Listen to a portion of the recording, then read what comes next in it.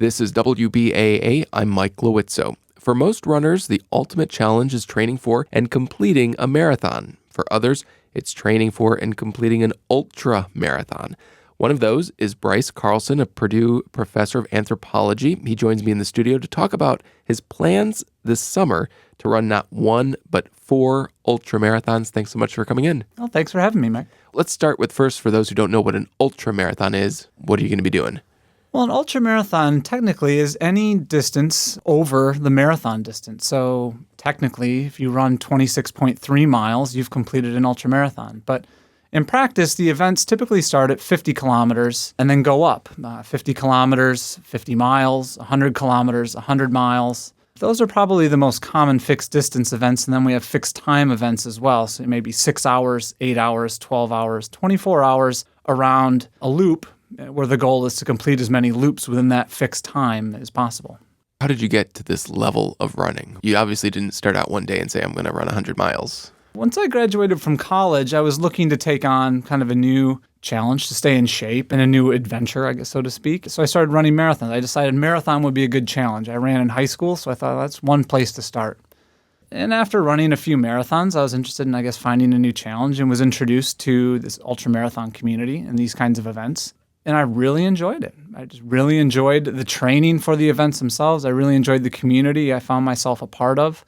And it's a sport that allows for a lot of different kinds of challenges, but mostly that revolve around very personal goals, personal challenges, personal growth, seeking personal growth through the training and the completion of the events themselves. So how do you train for these?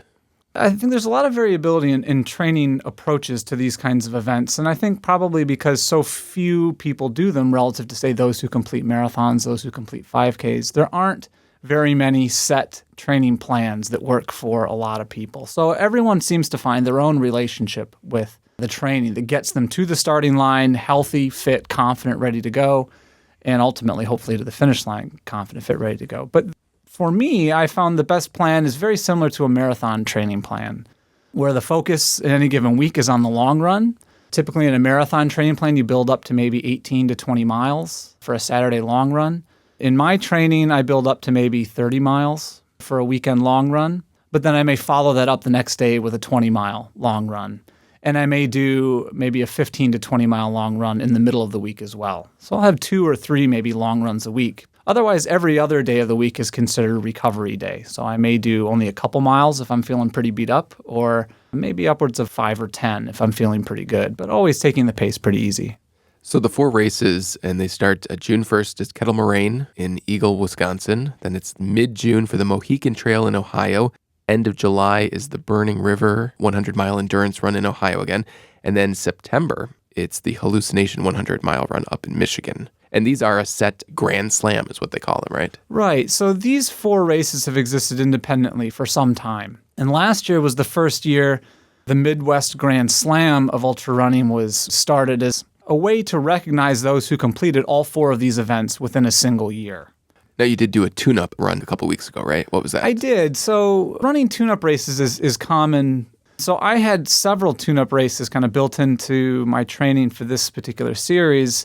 The biggest was the Indiana Trail 150-mile trail race, which was late April. So that was, I guess, my biggest official tune-up race, of which I ran the 50-mile event. And how'd that go? You know, the goal was to treat it like the first 50 miles of one of these 100. So to take the pace maybe a little easier and just try to get some experience with taking in the right amount of food at the right time, the right amount of hydration at the right time, balancing salt intake with what I'm sweating out. All that is really critical for successfully completing one of these 100-mile events. And this 50-mile tune-up race offered the opportunity to sort some of that out. Last year was the first year for the Midwest Grand Slam. 24 runners started it all, and only 12 could finish all 4. Do you like those odds?